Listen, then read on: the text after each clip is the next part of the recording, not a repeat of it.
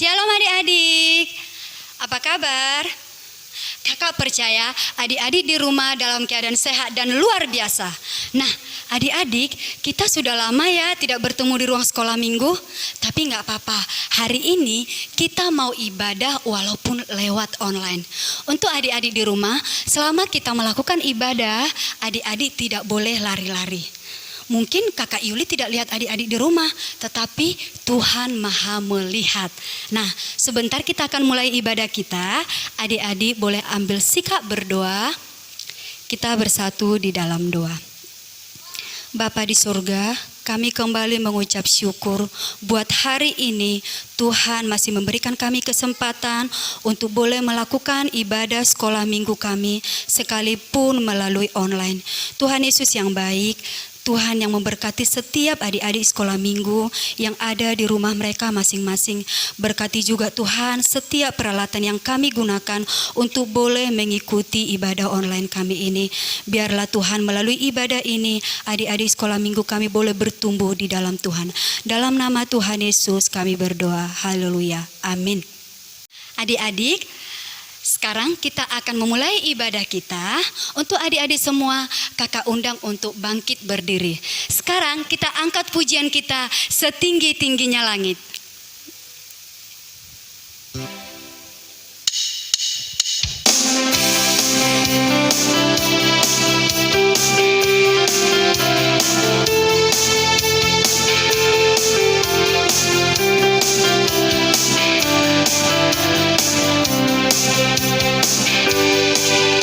Setinggi-tingginya langit, lebih tinggi kasih Yesusku. Sedalam-dalam lautan, lebih dalam kasih Yesusku. Seindah-indah pelangi, lebih indah kasih Yesusku. Kasih Yesus, hey kasih Yesus, mengalahkan segalanya. Kasih Yesus, hey kasih Yesus, mengalahkan segalanya. Kita angkat pujian dari awal. Setinggi-tingginya langit, lebih tinggi kasih Yesusku. Sedalam-dalam lautan, lebih dalam kasih Yesusku.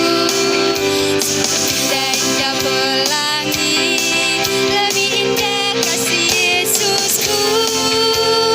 Kasih Yesus, hey kasih Yesus, mengalahkan segalanya. Kasih Yesus, hey kasih Yesus, mengalahkan segalanya. Sekarang kita angkat pujian kita, Yesus cinta semua anak. Yesus cinta semua anak, semua anak di dunia. Kulit putih dan hitam, semua dicinta Tuhan. Yesus cinta semua anak di dunia. Yesus cinta semua bangsa di dunia. Kulit putih dan hitam, semua dicinta Tuhan. Yesus cinta semua bangsa di dunia. Yesus cinta semua bangsa di dunia. Yesus cinta semua bangsa di dunia. Untuk adik-adik sekolah minggu yang ada di rumah, boleh berikan tepuk tangan yang paling meriah untuk Tuhan. Nah, sebentar lagi kita akan mendengarkan cerita firman Tuhan. Tetapi sebelumnya kita mau berdoa. Adik-adik di rumah boleh ambil sikap berdoa. Bapa di surga, kembali kami mengucap syukur buat hari ini kami masih boleh bernyanyi bersukacita untuk memuliakan nama Tuhan. Tuhan Yesus, sebentar kami akan mendengarkan cerita firman Tuhan. Tuhan yang memberkati kakak sekolah minggu yang akan menceritakan firman Tuhan. Dan Tuhan yang memberikan ketaatan buat adik-adik sekolah minggu kami yang ada di rumah. Supaya mereka boleh fokus, boleh serius untuk mendengarkan cerita firman Tuhan. Terima kasih Tuhan Yesus, kami siap untuk mendengarkan firman Tuhan. Haleluya, amin.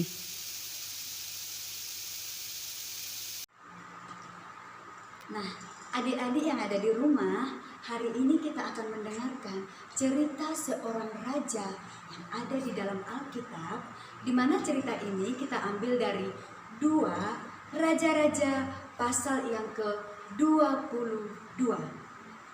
Nah, kira-kira siapa ya nama raja itu? Dia adalah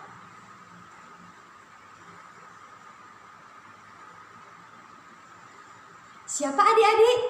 Iya, dia adalah Raja Yosia. Nah, adik-adik di rumah, Raja Yosia diangkat untuk menggantikan papanya yang sudah meninggal.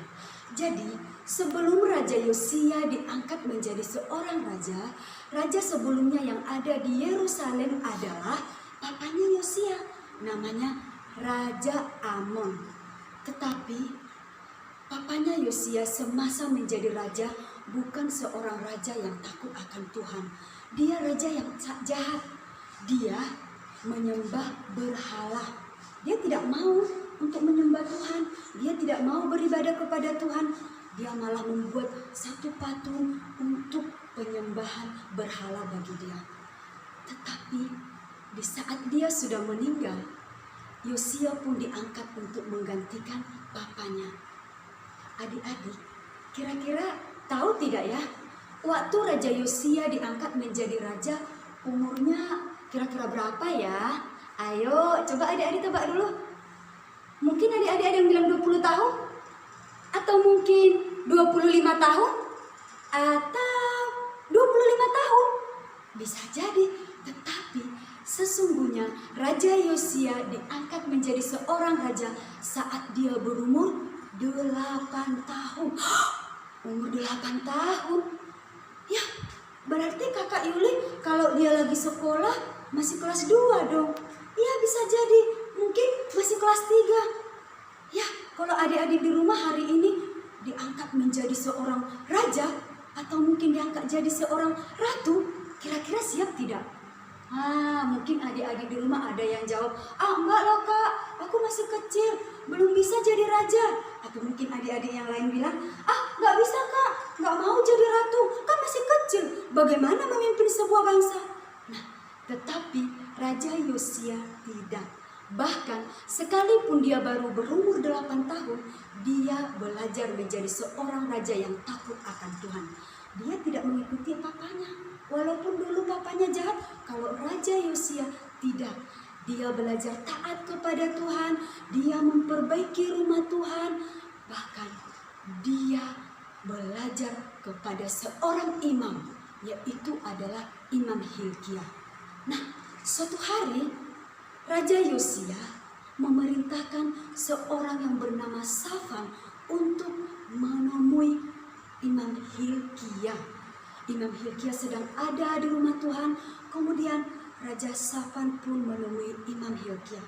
Nah, ternyata waktu Safan menemui Imam Hilkiah, tiba-tiba Imam Hilkiah membawa sebuah kitab. Nah, Imam Hilkiah berkata kepada Safan, saya telah menemukan kitab Taurat di dalam rumah Tuhan. Kemudian Safan pun menerima kitab ini dan cepat-cepat menemui Raja Yosia. Dia membawa kitab Taurat ini kepada Raja Yosia dan dia pun membacakan kepada Raja Yosia. Satu persatu dibacakan oleh Safan dan Raja Yosia pun mendengarnya dengan baik. Safan membaca lagi, Raja Yosia mendengarnya dengan baik. Sampai kitab Taurat yang terakhir dibacakan oleh Safan, tiba-tiba Raja Yosia menangis. Tuhan, ampuni saya Tuhan. Apa yang telah dilakukan oleh bangsa ini? Mohon ampunkan kami Tuhan. Adik-adik, tahu tidak kenapa Raja Yosia menangis di hadapan Tuhan? Karena dia masih banyak tidak melakukan hukum Taurat.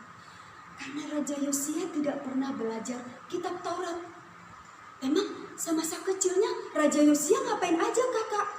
Kan papanya orang yang tidak takut Tuhan. Jadi papanya tidak pernah bercerita tentang Tuhan kepada Raja Yosia. Sehingga waktu Raja Yosia mendengar semua isi dari kitab Taurat itu, Raja Yosia pun menangis. Raja Yosia mohon ampun di hadapan Tuhan. Nah, Adik-adik, tahu tidak apa yang dilakukan Raja Yosia setelah dia mendengar semua dari isi kitab Taurat itu? Dia pun memerintahkan Safan, Imam Hilkia, dan orang-orang yang lain untuk merobohkan semua penyembahan berhala. Segala patung-patung dirobohkan, dibuang jauh-jauh dari tengah-tengah bangsa itu. Dan Raja Yosia memerintahkan semua orang-orang yang ada di Yerusalem untuk kembali kepada Tuhan, untuk berdoa kepada Tuhan, untuk taat kepada Tuhan. Adik-adik di rumah, kira-kira apa ya yang perlu kita pelajari dari Raja Yosia? Nah, mungkin adik-adik di rumah berkata, saya masih kecil, gak apa-apa kalau berbuat salah. Iya, saya masih kecil kok, gak apa-apa kalau berbuat dosa. Tidak bisa. Sama seperti Raja Yosia, sekalipun dia masih berumur 8 tahun, dia belajar menjadi raja yang takut akan Tuhan.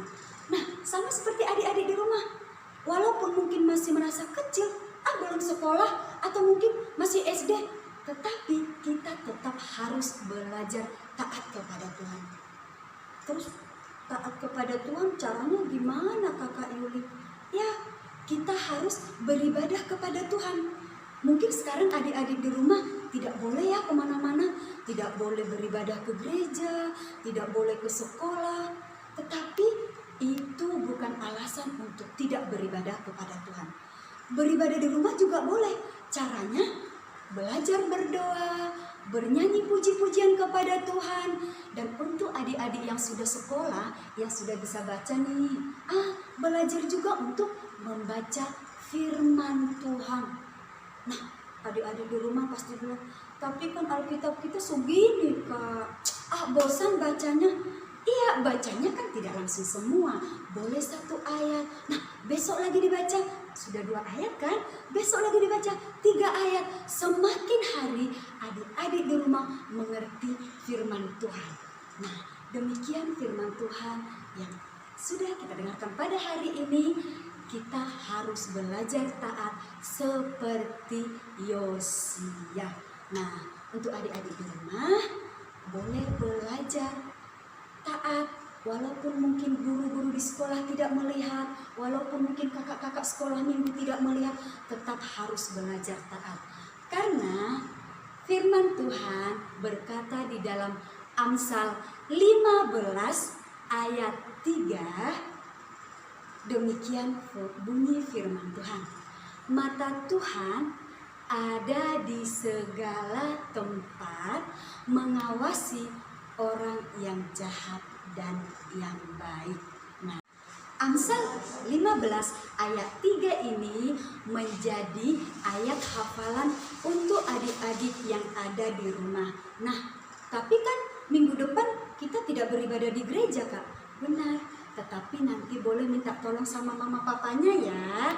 Nanti kalau firman ini sudah dihafal, boleh dipraktekkan di rumah, kemudian di video sama mama papa dan dikirim sama kakak ini.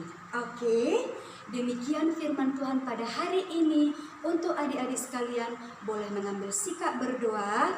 Kita bersatu di dalam doa. Terima kasih Tuhan buat firman-Mu pada hari ini yang mengajarkan kami untuk selalu taat dimanapun kami berada. Tolong kami Tuhan, anak-anak-Mu yang masih kecil ini, supaya kami boleh melakukan firman Tuhan. Biar Tuhan yang memberikan kami kesehatan, apapun yang menjadi kegiatan kami seminggu ke depan, Tuhan yang selalu bersama kami. Terima kasih Tuhan Yesus. Haleluya. Amin. Adik-adik, sebentar kita akan mengakhiri ibadah kita. Sebelum kita masuk dalam doa penutup, kita bernyanyi Yesus sayang padaku.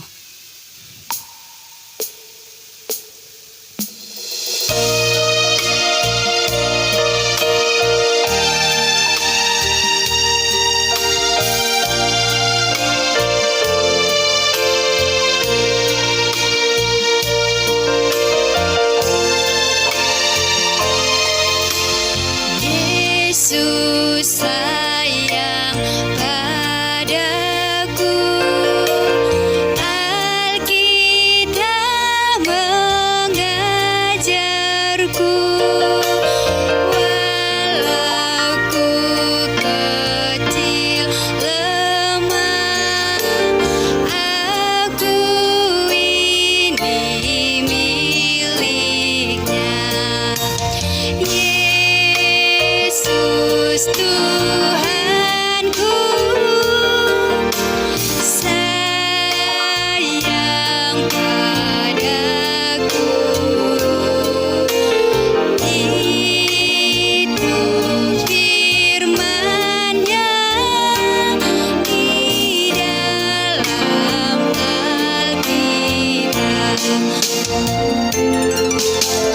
Yesus sayang padaku, Alkitab mengajarku,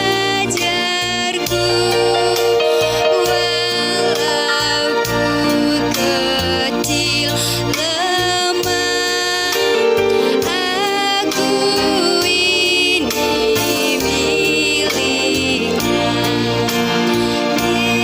Yesus Tuhanku, sayang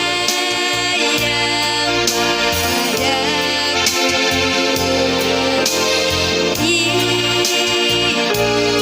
firman-Nya di dalam Alkitab, di dalam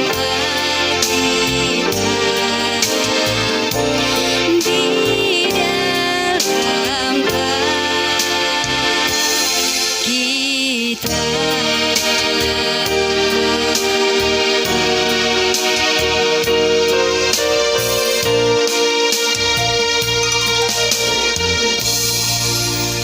Untuk mengakhiri ibadah kita, untuk adik-adik sekolah minggu, kita bersatu di dalam doa.